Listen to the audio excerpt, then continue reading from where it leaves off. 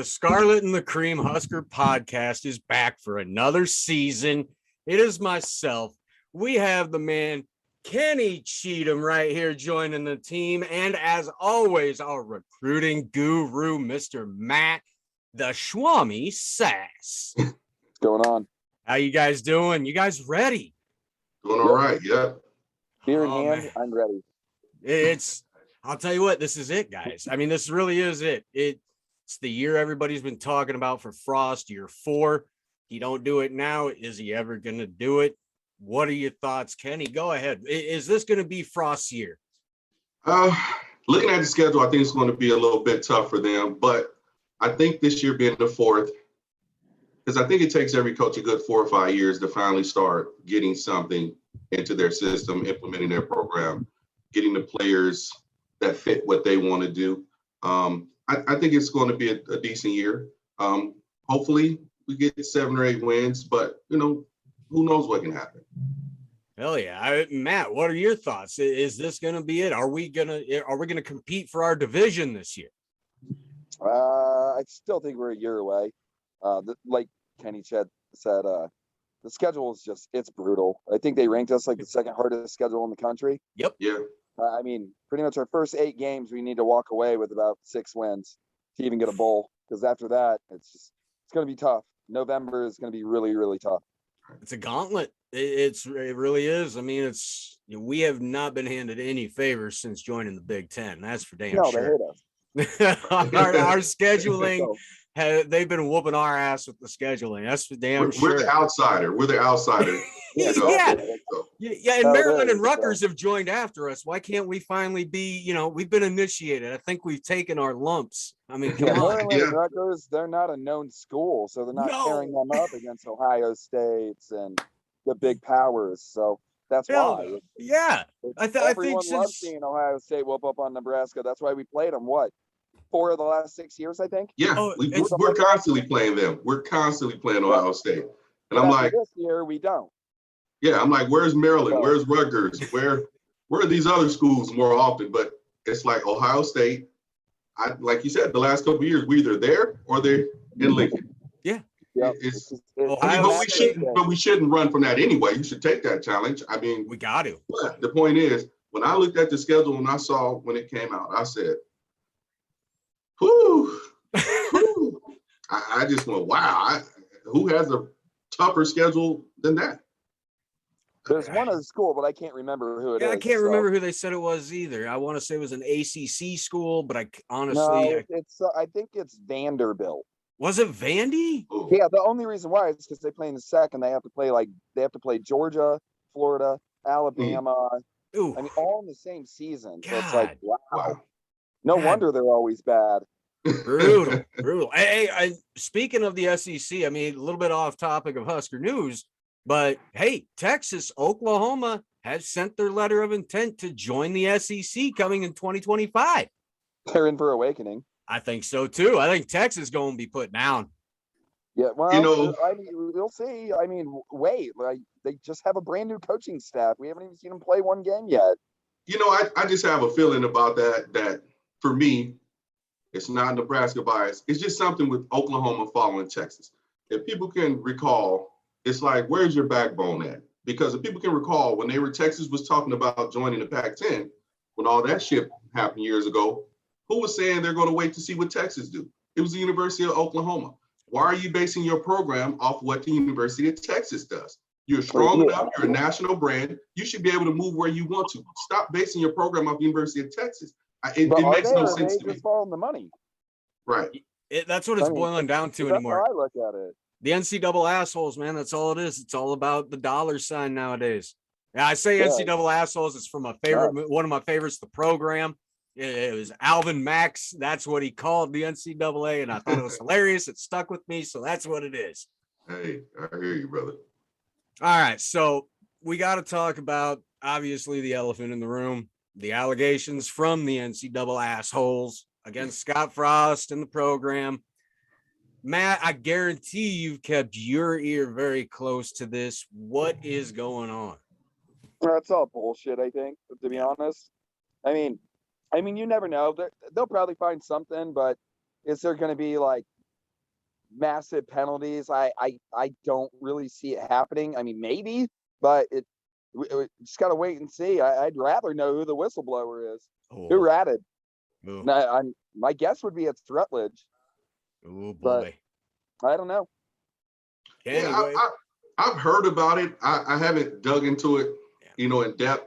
But is there something about they've had analysts or people out there watching in the offsite and training, working out, and someone's supposed to be out there watching them, analysts or something of that nature? I mean, I'm just getting different stories on what's actually supposedly happened. Proper use of analysts. I'm not even 100% sure what the stipulations actually are for the university anymore. Okay. But like I said, they can probe into this, look into this. I mean, there's multiple schools that are under investigation right now for the exact same thing. Yeah. So, did they just get bored from not being able to do anything because of COVID last year? I mean, they really couldn't go after anybody. To be honest, some of their power back. They don't have anything else to do. They don't have to watch the players anymore because the players are making more money than they are. So they're just bored. They're looking for any fucking bullshit they can find. And speaking of players now being able to get paid, that little spoof that somebody put on Twitter about Adrian Martinez with the Degree deodorant and the way the bottle looked and everything. I'll tell you what, if they market that shit, I'm in. It's a brand I already buy. I want to see that. I have to check it out. I have to look that up. Oh, just check out Martinez's profile on anything, Instagram, Twitter, Facebook, doesn't matter. It's up there, dude. It's hilarious. We'll have to check that out. All red bottle. It's got Herbie Husker on it. It looked amazing, man. It's a collector's item. Wow. Yeah, I'll get one as a collector's item. I don't think I'll ever use it for now, but. All right. Well, we might as well talk about it. Here we are. We got the first game coming up. Illinois.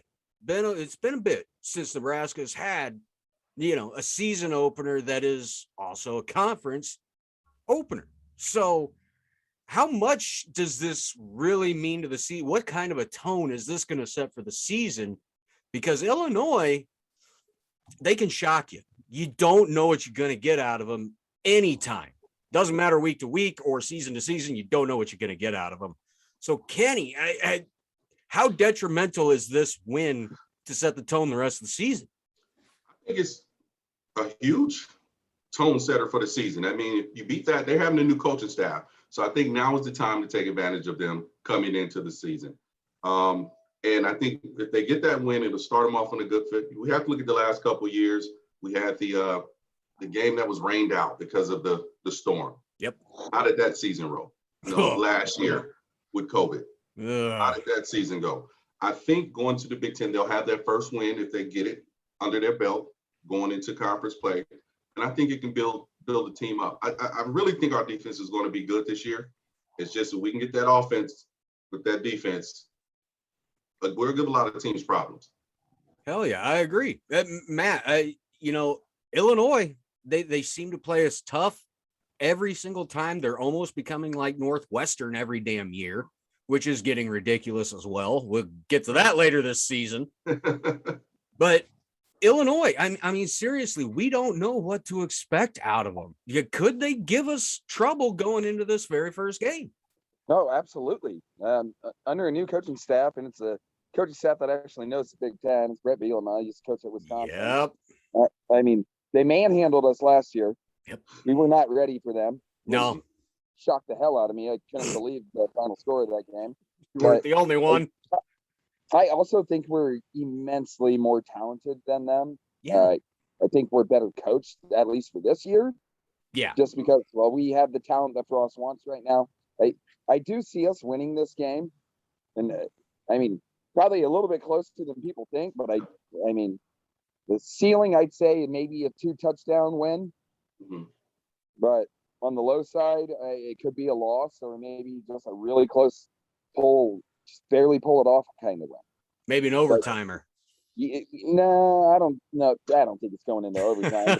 I see it personally like a 2-touchdown or a 10-point win going into the season. Again, I mean, I have no idea what our offense is going to look like this year. They want to change a lot of things. I mean, our receivers are they're ridiculous if they can just get out of the gate strong. And if they do that, especially against Illinois, because they got smaller corners. Yeah. And you saw what they did against us last year with a bigger wide receiver on Gabriel Buttle, the smaller wide receiver. Yeah, I mean, you got taken care of the entire game. But this year, like, almost all of our receivers are over 6'2". So we'll see what happens. Just feed the rock to the big boys. Yeah. Hey, speaking of the offense, I mean, we got to talk about the bugaboo all last year, even the year before. Center. It all starts right there. The snaps have got to be on point.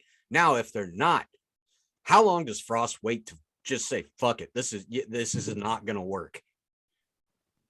Well, he should be looking at that during camp. If it doesn't pan out during the season, we make these adjustments ASAP. Yeah. The longer he waits, the more trouble the team will have. So hopefully that's all rectified, and we can get the ball back to Martinez, and he can get the ball out to the receivers on the end vertically, not horizontally, and then we can see what they can do. Yeah, absolutely. Everything I've heard coming out of camp is Cam Jurgens has no lost fumbles. He's really put in the work. I'm not too worried about that right now. I mean, good until game week actually starts. Let's see what we look like on the field first, but I'm not. I mean, I think Cam Jurgens, he was just like announced as one of the biggest freak centers in the country. So I'm not worried quite yet or anything like that. He'll get it. I hope so. It seems like such a basic thing in football. I mean, anybody that doesn't even know anything about the sport could watch it and be like, oh, I could do that. Well, I hate to tell you, there's skill to that position. That's one of the hardest positions to play on the football field. And a lot of people you got to be strong. I mean, they got to call out looks on the D line. They've got to make sure the quarterback is either in shotgun or under center. I mean, it's crazy what a center has to go through. So hopefully Jurgens is up to the task. He's fixed the problem, and we can move on from that. And that's something Martinez doesn't have to think about prior to the play. So we get that out of Martinez's head. I think, that's one less thing he's got to worry about, and decisions can be made a little quicker. I think that I think it really hurt him a lot the last couple of years. Jumping for a snap, that takes you out of your rhythm. So absolutely. All right. And the defense, guys, do we know what the hell to expect? Where is the strong point map? Where is our staple on defense this year? Oh, it's our defensive line, hands down. We have depth. I mean, we have super seniors. It's hands down. There is no ifs, ands, or buts. It's the defensive line. I agree. I it's been a while since we could say that too. In my opinion, I think our defensive line ain't been real good since Sue left. We've had decent ones, but man, our defense has gotten their asses kicked in some games. So if I could see our defense come out and just stand up and get pressure with the down linemen, that's what I really want to see. Now, what we've seen lately, Kenny, what do you think we need to see out of them? Because pressure is a major issue. You're absolutely right. I think if we can finally get our D-line to get more pressure on the opposing team, it'll make a difference. I personally like the secondary. I think our secondary is absolutely loaded. We have to replace DCAP at one of the corner spots. I'm not sure who's going to take that, but I think our secondary is absolutely loaded. I think our linebackers are stable. I like that group with Dolman and all of those guys. But like Matt said, the pressure is what we've been missing for a number of years. I think we had a low number of sacks last year. We shouldn't be at Nebraska, and when they get a sack, like, oh, wow, we got a sack. Yeah. That should be normal. Yeah.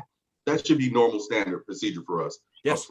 The big boys. They should be getting back there, getting sacks, getting stops, putting pressures on the opposing team, and that'll really help. Because, like I said, our secondary is going to do what they do. They're going to hit. They're going to be physical. But let's get that pressure on them. And then let's keep the defense off the field all the time by being more effective on offense. I think that was one of the major factors last year with the quick downs we were having. We put too much pressure on the defense. And when you have the big boys up front, you're not going to get that pressure if they're back out there in 45 seconds, Absolutely. It's exactly what happens. You've got to keep your defense off the field. You've got to make sure to give them a rest once they've done their job. It's your job as an offense to give them their rest while you move the ball and put points on the damn board. That's really what it boils down to. So, now, are you guys bummed at all that this game, due to COVID, isn't in Ireland this year? They moved it to next year. Do you think that maybe took something away from this game, or is it just something fans are like, oh, okay, we can fucking wait one more year? Go ahead, Matt. Everyone's just waiting for the season to start, and we get it even earlier this year. Yep. It's cool. I'm sure it's cool to play in Ireland for the fans to visit that are going to go. I'm not. It's way too expensive to me. I have 2 boys at home. I can't afford something like that. But I mean, for the players, that's who it's for. I mean, it's a recruiting tool. It's, hey, we're playing in Ireland next year. Come to our school, and you'll get that chance, that opportunity to go there, basically for free. But I mean, it'll be a good environment. I don't know why Nebraska's playing in Ireland. We're not really. I mean, we're not Notre Dame. We ain't Irish or anything like that. Right. I'll take it. I saw that package of how much it costs, and I was like, ooh, yeah, no. So not going to do that. But I think it'll be exciting for the fans to have a game, especially with dealing with last year here in the States. I think that's going to be huge. I think it's going to be huge for the players, not only mentally, but for the fans mentally as well, to be physically at the games here. And with that one being in the state and being the first one, it's going to be huge. Not to mention our kickoff here will be like 7 a.m. Yeah. That's going to be nuts. Hey, I don't drink anymore. That's perfect for me. I'll be up. I'm good. Yeah, well, I do. So 7 that's a little early. It is. That's going to be an early one, man. The gym's going to have to wait till after the game on that day. My God, that's crazy. So, all right. I mean, guys, here we are. I think we could probably close out this segment already. I mean, there really isn't a whole lot to go over yet. The episodes, everybody, will get a little bit longer once the season kicks off, of course. We will be giving you guys also our recap of every game. I will hopefully be putting those out on Mondays. And I mean, it will have our audio out there. We're going to have our YouTube channel going, which is something new. So why not do it? Why not? I mean, guys, I think this is going to be a fun season. I think we're going to have a lot of good fucking things to talk about. Hopefully. I mean, I'm the diehard. I'm always the, not the negative Nancy, but I'm definitely a positive Polly. So. Yeah, I'm a diehard, but I'm also a realist. I'm a tall house too. Yeah. Unfortunately, I know you guys think we're going to go undefeated. Well, I'm here to tell you. I do. Slow the brakes on that, right? We're not Alabama. Yeah. I was pulling teeth with the 8 wins, but hey, hopefully we'll get something. Because 8 wins is going to be tough. My ceiling, I said, was 7. So. Oh man, I'm going to get ganged up on this year. I've got 2 realists, and I'm the one that lives in the clouds. This is great. Yeah, you do live in the clouds, right? Oh, I do. I do. The high clouds. I do. The clouds above the clouds. Way up there. Cloud 9, 10, 11, on through 20. I'm always there. Who knows? Like I said, man, we haven't even talked about the offense. I mean, with the receivers we have and everything like that, you don't know. Dude, and our running back core, not to mention from the other year. Our running backs, we don't know what to expect out of them. I mean, how happy would you be if we won 11 games? Oh, you have no idea. And that's what Minnesota did 2 years ago. They won 11 games. I mean, right. Think about this. Matt is talking about the receiving core. When we've heard for the last 3 years, that was the worst group. And we've got a receiver. That's amazing, right? With us right here. I mean, we got probably 3 potential NFLers on our team right now. That's amazing. That's what I'm saying. The change is just night and day. Yeah, exactly. I mean, we lost good players, but we reloaded also. I mean, thanks to the transfer portal. And now Martinez is he's got to get him the ball. He's got to get him the ball. But I think we got the offensive line to stop people now. Yes. Give Martinez a little bit of time. And we saw him as a freshman do this. Yeah. Give him time. He can hit it. And I think we got talent at the wide receiver position now. My biggest fear is just what do we have at running back? That's he looked lighter. huge. He looks lighter and bigger during the spring too. I mean, Yeah. lighter, more fleet of foot during the spring football. Yeah, Martinez did. Yeah, it was night and day. Yeah, you didn't see the happy feet really. Yeah. And that was nice. And hopefully he's not running for his life. Oh God, you gotta feel sorry for the guy sometimes. I mean, really, our offensive line. Look, not for nothing. They've been absolute shit the last 4 or 5 years, easy. Yeah, they really have been. And if any of our running backs or quarterbacks that have had success, or even receivers, they've done it on sheer talent because the offensive line didn't really fucking help them.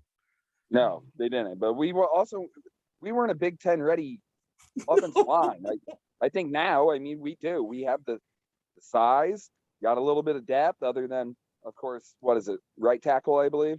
Left tackle, one or the other. But let's wait and see, because I think we got some studs at those positions now. I think so too. I think this is going to be a fun season. I really do. Even if we talk about losses, the only thing I ask for is we don't talk about blowouts. Blowouts have to be done. Yeah. Yeah, well, we got two teams that could easily do it today. So let's hope. I want a good showing. I do, because that helps everything. Oh, hell yeah. Hell yeah. It helps a lot. You imagine what could happen on YouTube if, like you said, Matt, say we go fucking win 11 games. I guarantee people are going to tune in each week to see what the hell we got to say about a win, but the views may drop and shit on games we lose. Yeah.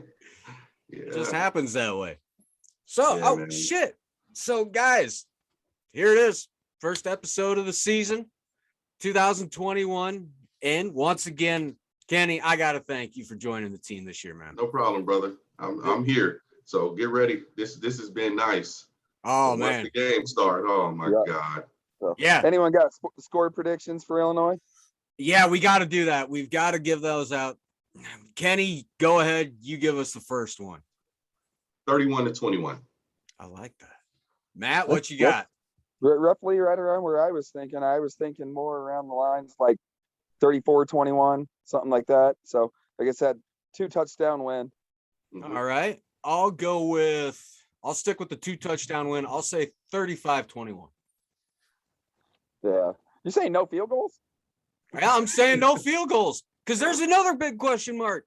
So yeah, I agree. Hey, to be honest, I pray to God I'm wrong, and we just murder them. Payback for last year. Exactly. Just slaughter them. Yeah, put up a 60 bomb on Illinois first game of the season. It's gonna send notice to our conference, especially our side of the conference, real fast. Yep, absolutely. That'll get talked about even on ESPN. It really will. Exactly. So that's what we need. Yeah. All right, guys. Sweet. We got episode 1 in the books. Everybody, I got to thank you guys for watching this once it's out, of course, because obviously it's not just yet, but you're watching it, so now it's out.